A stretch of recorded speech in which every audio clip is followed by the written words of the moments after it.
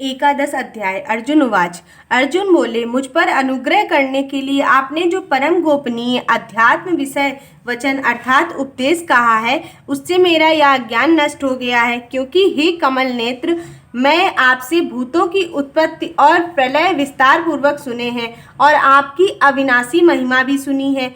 हे परमेश्वर, आप अपने को जैसा कहते हैं यह ठीक वैसा ही है, परंतु हे पुरुषोत्तम, आपके ज्ञान, ऐश्वर्य, शक्ति, बल, वीर्य और तेज से युक्त ऐश्वर्य रूप को मैं प्रत्यक्ष देखना चाहता हूँ। हे प्रभु, यदि आप मेरे द्वारा आपका वह रूप देखा जाना सत्य है, ऐसा आप मानते हैं, तो हे योगेश्वर, उस अविनाशी स्वरूप का मुझे दर्शन कराइए। श्री भगवान बोले, हे पार्थ, अब तू मेरे सैकड़ों हजारों नाना प्रकार के और नाना वर्ण तथा नाना आकृति वाले अलौकिक रूप को देख। हे भरतवंशी अर्जुन, तू मुझ में आदित्यों को अर्थात अदिति के 12 पुत्रों को, 8 वसुओं को, 11 रुद्रों को, दोनों अश्विनी कुमारों को और 49 मरुद्रणों को देख, और भी बहुत से पहले न देखे हुए आश्चर्यमय रूप को देख। हे अर्जुन, अब मेरे इस शरीर में एक जगह स्थित चराचर सहित संपूर्ण जगत को देख, तथा और भी जो कुछ तू देखना चाहता है सो देख, परंतु मुझको तू इन अपने प्राकृत नेत्रों द्वारा देखने में निसंदेह समर्थ नहीं है। इसी से मैं तुझे दिव्य अर्थात अलौकिक चक्षु देता हूँ, इससे तू मेरी ईश्वरीय योग शक्ति को देख। संजय बोले, हे राजन, महायोगेश्वर और सब पापों का नाश करने वाले भगवान ने इस प्रकार कहकर उनके पश्चात अर्जुन को अपना परम ऐश्वर्य युक्त दिव्य स्वरूप दिखलाया। अनेक मुख तथा नेत्रों से युक्त, अनेक अद्भुत दर्शनों वाले, बहुत से दिव्य भूषणों से युक्त और बहुत से दिव्य शस्त्रों को हाथों में उठाए हुए, दिव्य माला और वस्त्रों को धारण किए हुए, दिव्य गंध का सारे शरीर में लेप किए हुए, सब प्रकार की आश्चर्यों से युक्त, सीमा रहित और सब ओर मुख किए हुए विराट स्वरूप परम देव परमेश्वर को अर्जुन ने देखा। आकाश में 1000 सूर्यों को एक साथ उदित होने से उत्पन्न जो प्रकाश हो, वह भी उस विश्व रूप परमात्मा के प्रकाश के सदस्य कदाचित ही हो। पांडुपुत्र अर्जुन ने उस समय अनेक प्रकार के विभक्त अर्थात पृथक पृथक संपूर्ण जगत को देवों के देव श्री कृष्ण भगवान के उस शरीर में एक जगह स्थित देखा। उसके अनंतर वे आश्चर्य से चकित और पुलकित शरीर अर्जुन प्रकाशमय विश्व रूप परमात्मा को श्रद्धा भक्ति सहित सिर से प्रणाम करके हाथ जोड़कर बोले। अर्जुन बोले, हे देव, मैं आपके शरीर में संपूर्ण देवों को तथा अनेक भूतों के समुदायों को, कमल के आसन पर विराजित ब्रह्मा को, महादेव को और संपूर्ण ऋषियों को और दिव्य सर्पों को देखता हूँ। हे संपूर्ण विश्व के स्वामी, आपको अनेक भुजा, पेट, मुख और नेत्रों से युक्त तथा सब ओर से अनंत रूपों वाला देखता हूँ। हे विश्व रूप, मैं आपके न अंत को देखता हूँ, न मध्य को देखता हूँ, न ही आदि को देखता हूँ।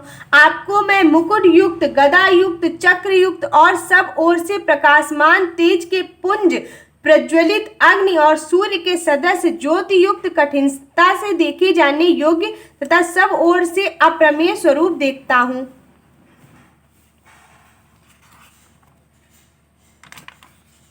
आप ही जानने योग्य परम अक्षर अर्थात परब्रह्म परमात्मा है। आप ही इस जगत के परम आश्रय हैं।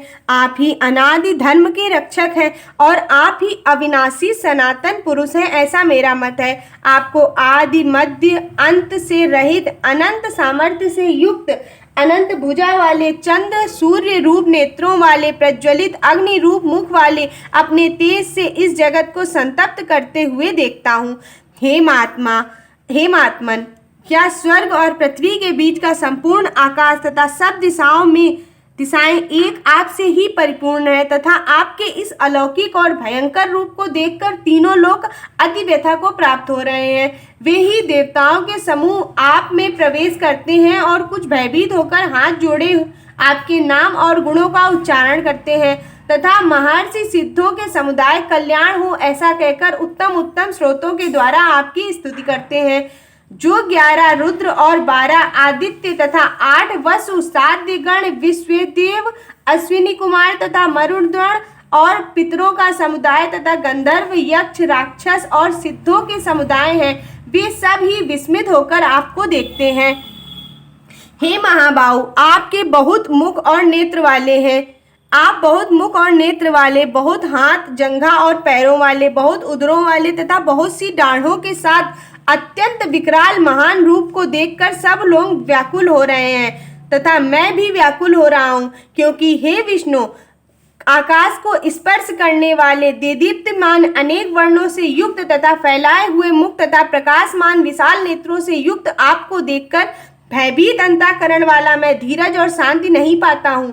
डाढ़ों के कारण विकराल और प्रलय काल की अग्नि के समान प्रज्वलित आपके मुखों को देखकर मैं दिशाओं को नहीं जानता और सुख भी नहीं पाता हूँ। इसलिए हे देवेश, हे जगत निवास, आप प्रसन्न हो। वे सभी धृतराष्ट्र के पुत्र राजाओं के समुदाय सहित आप में प्रवेश कर रहे हैं और भीष्म पितामह, द्रोणाचार्य तथा वह कर्ण और आपके पक्ष के भी प्रधान योद्धाओं के सहित सब के सब आपके डाढ़ों के कारण विकराल भयानक मुखों में बड़े वेग से दौड़ते हुए प्रवेश कर रहे हैं और कई एक चूर्ण हुए सिरों सहित आपके दांतों के बीच में लगे हुए दिख रहे हैं। जैसे नदियों में बहुत से जल के प्रभाव स्वाभाविक ही समुद्र की ओर सन्मुख दौड़ते हैं, अर्थात समुद्र में प्रवेश करते हैं, वैसे ही नरलोक के वीर भी आपके प्रज्वलित मुखों में प्रवेश कर रहे हैं। जैसे मतंग मोहवश नष्ट होने के लिए प्रज्वलित अग्नि में अतिवेग से दौड़ते हुए प्रवेश करते हैं, वैसे ही ये सब लोग भी अपने नाश के लिए आपके मुखों में अतिवेग से दौड़ते हुए प्रवेश कर रहे हैं। आप उन संपूर्ण लोकों को प्रज्वलित मुखों द्वारा ग्रास करते हुए सब ओर से बार बार चाट रहे हैं। हे विष्णु, आप उग्र प्रकाश संपूर्ण जगत को तेज के द्वारा परिपूर्ण करके तपा रहे हैं। मुझे बतलाइए, आप उग्र रूप वाले कौन हैं? हे देवों में श्रेष्ठ, आपको नमस्कार है। आप प्रसन्न हो जाइए। आदि पुरुष, आपको मैं विशेष रूप से जानना चाहता हूँ, क्योंकि मैं आपकी प्रकृति को नहीं जानता। श्री भगवान बोले, मैं लोकों का नाश करने वाला बढ़ा हुआ महाकाल हूँ। इस समय इन लोकों को नष्ट करने के लिए प्रवृत्त हुआ हूँ। इसलिए जो प्रतिपक्षियों की सेना में स्थित योद्धा लोग हैं, वे सब तेरे बिना भी नहीं रहेंगे, अर्थात तेरे युद्ध न करने पर भी इन सबका नाश हो जाएगा। अतएव तू उठ, यश को प्राप्त कर और शत्रुओं को जीत कर धन धान्य से संपन्न राज्य को भोग। ये सब सूरवीर पहले ही से मेरे द्वारा मारे हुए हैं। और हे सव्यसाची, तू अपने निमित्त मात्र बन जा, तू केवल निमित्त मात्र बन जा। द्रोणाचार्य और भीष्म पितामह तथा जयद्रथ और कर्ण तथा और भी बहुत से मेरे द्वारा मारे हुए सूरवीर योद्धाओं को तू मार। भय मत कर, निसंदेह तू युद्ध में वैरियों को जीतेगा, इसलिए युद्ध कर। संजय बोले, केशव भगवान के इस वचन को सुनकर मुकुटधारी अर्जुन हाथ जोड़कर कांपता हुआ नमस्कार करके फिर भी अत्यंत भयभीत होकर प्रणाम करके श्री भगवान के प्रति गदगद वाणी से बोला। अर्जुन बोले, हे अंतर्यामी, यह योग्य ही है कि आपके नाम, गुण और प्रभाव के कीर्तन से जगत अति हर्षित हो रहा है और अनुराग को भी प्राप्त हो रहा है तथा भयभीत राक्षस लोग दिशाओं में भाग रहे हैं और सब सिद्ध गणों के समुदाय नमस्कार कर रहे हैं। हे महात्मा, ब्रह्मा में भी आदिकर्ता और सबसे बड़े आपके लिए वे कैसे नमस्कार न करें, क्योंकि हे अनंत, हे देवेश, हे जगन निवास, जो सत असत और उससे परे अक्षर अर्थात सच्चिदानंद घन ब्रह्म है, वह आप ही हैं। आप आदिदेव और सनातन पुरुष हैं। आप इस जगत के परम आश्रय तथा जानने वाले तथा जानने योग्य और परम धाम हैं। हे अनंत रूप, आपसे यह सब जगत व्याप्त अर्थात परिपूर्ण है। आप वायु, यमराज, अग्नि, वरुण, चंद्रमा, प्रजा के स्वामी ब्रह्मा के भी पिता हैं। आपके लिए हजारों बार नमस्कार है, नमस्कार हो। आपके लिए फिर भी बार बार नमस्कार है, नमस्कार।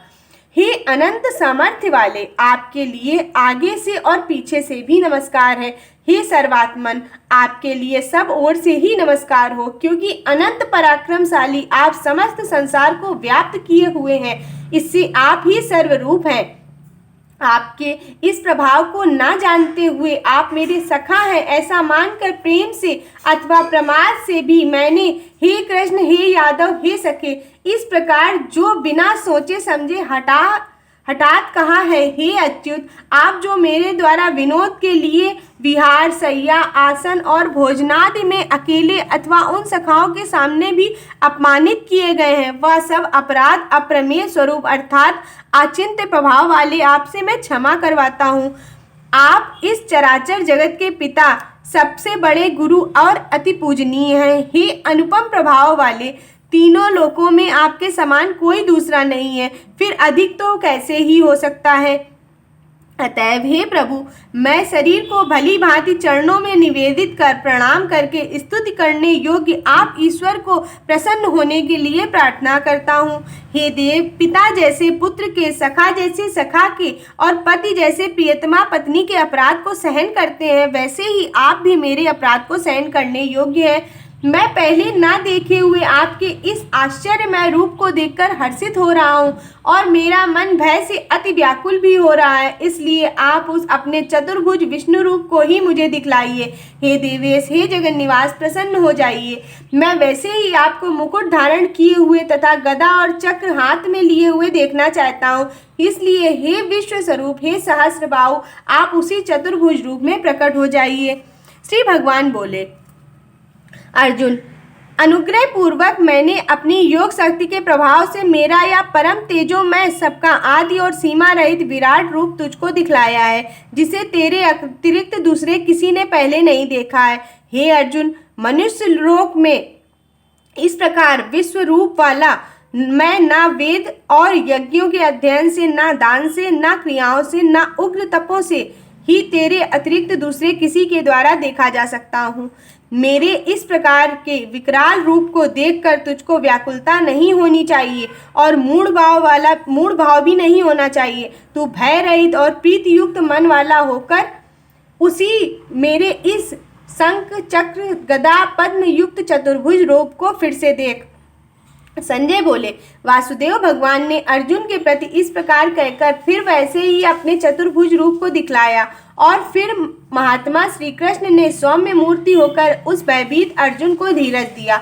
अर्जुन बोले, हे जनार्दन, आपके इस अति शांत मनुष्य रूप को देखकर अब मैं स्थिर चित्त हो गया हूँ और अपनी स्वाभाविक स्थिति को प्राप्त हो गया हूँ। श्री भगवान बोले, मेरा जो चतुर्भुज रूप तुमने देखा है वह सुश्रुदृश्य है, अर्थात इसके दर्शन बड़े ही दुर्लभ हैं। देवता भी सदा इस रूप के दर्शन की आकांक्षा करते रहते हैं। जिस प्रकार तुमने मुझको देखा है, इस प्रकार चतुर्भुज रूप वाला मैं ना वेदों से, ना तप से, ना दान से और ना यज्ञ से ही देखा जा सकता हूँ। परंतु हे परंतप अर्जुन, अनन्य भक्ति के द्वारा इस प्रकार चतुर्भुज रूप वाला मैं प्रत्यक्ष देखने के लिए, तत्व से जानने के लिए, प्रवेश करने के लिए अर्थात एक ही भाव से प्राप्त होने के लिए भी सत्य हूँ। हे अर्जुन, जो पुरुष केवल मेरे ही लिए संपूर्ण कर्तव्य कर्मों को करने वाला है, मेरे परायण है और मेरा भक्त है, आसक्ति रहित है और संपूर्ण भूत प्राणियों में वैर भाव से रहित है, वह अनन्य भक्ति युक्त पुरुष मुझको ही प्राप्त होता है।